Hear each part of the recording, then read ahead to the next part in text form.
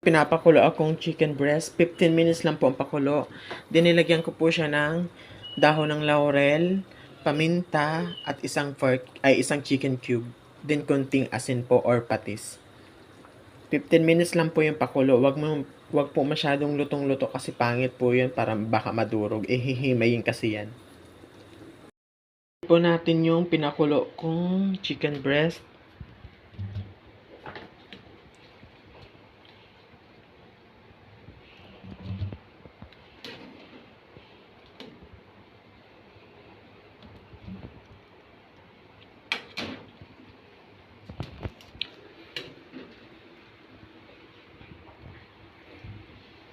Ito na po.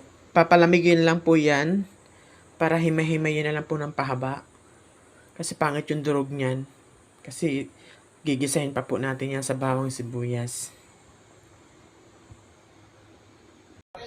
Ito po yung ingredient ng aking gagawing chicken pastil, sibuyas, bawang, at siling green. Yung siling green po is optional lang po yan. Pero mas maganda kasi lalagyan natin ng konting anghang.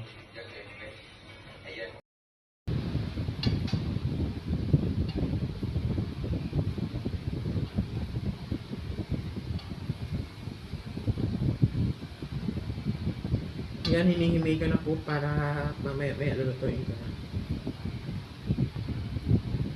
Kasi medyo malamig na eh.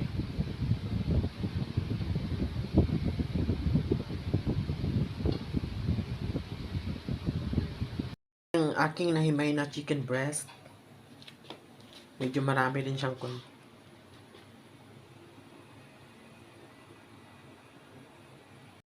Nalang ko na yung kawali at lalagyan ko na siya ng init na yung kawali, lalagyan na po natin ng mantika. Mas maganda yun, medyo maraming mantika.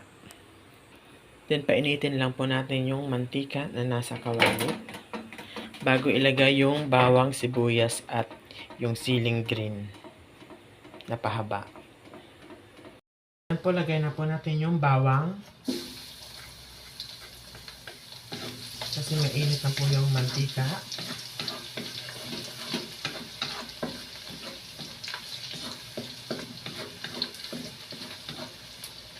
Yung sibuyas po, sunod na natin na yung sibuyas.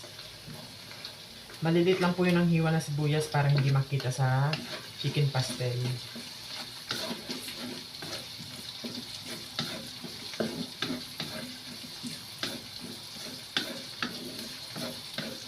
Mas maganda po yung maraming sibuyas at maraming bawang para maganda yung lasa. Kasi ang bawang sibuyas po ay napapasarap at nagpapalasa sa lahat ng mga niluluto. Kaya dapat mas maganda, mas maraming bawang sibuyas. Tulad po sa chicken pastel, mas maganda po yung maraming bawang at sibuyas. Nilalagay ko na rin po yung, 2 peraso lang po yung green na sili. Para may maanghang konti. Pero hindi naman po kailangan, optional lang po yan. Ay parang gusto ko lang kasi mas maganda yung may anghang. Kasi ang chicken pastel may anghang at may tamis.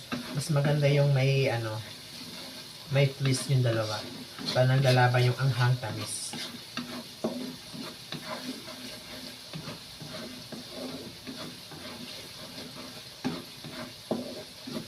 Antayin lang po natin siya mag golden brown bago natin ilagay yung chicken na hinimay-himay po.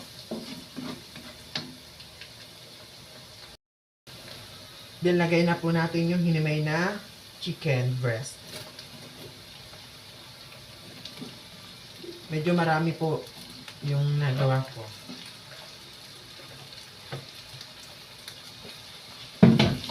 Yan, haluin po natin.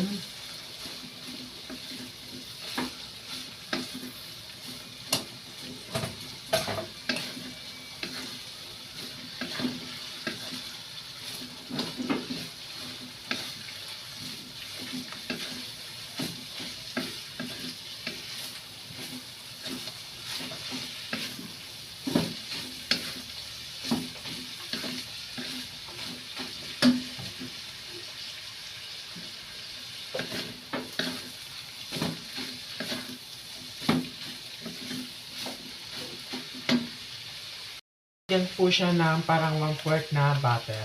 Para mas maganda raw po yung may butter eh. Malasa.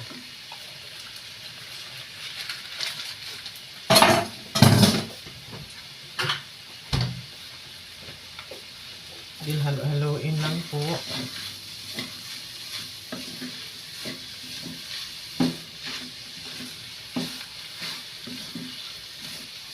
Yung butter po, optional lang naman po yan.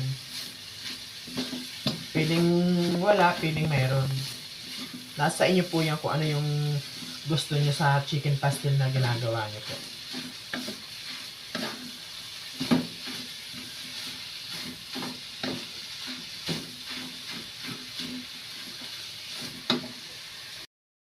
Then, lagyan po natin ng toyo.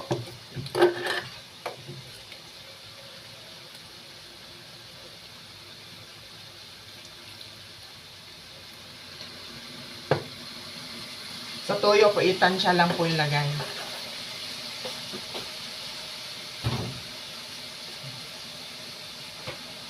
Oyster sauce din po, tansya din yung sa lagay. Paglalagay ng oyster.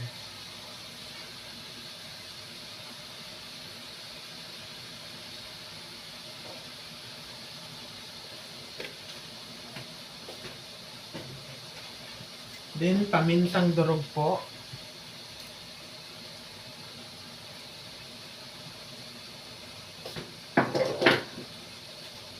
Yan, haluin na po natin.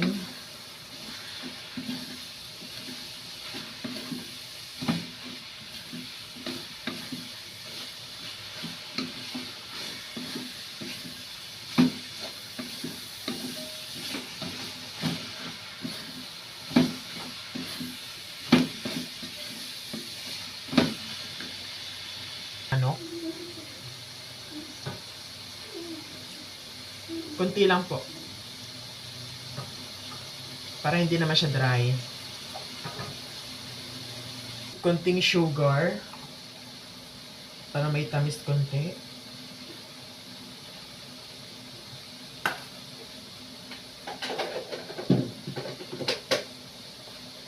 Then haluin po natin. Antayin po natin siya parang nag-crispy siya.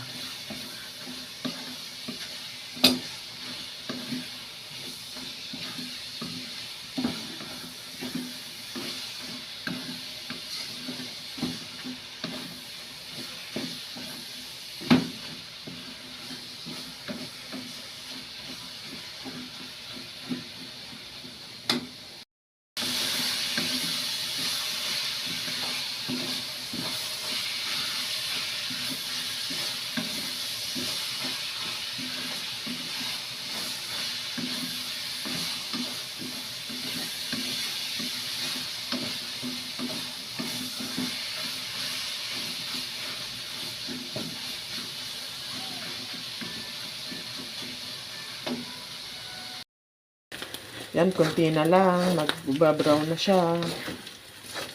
Mas masarap kasi yung para medyo nakikrispy-crispy para matagal.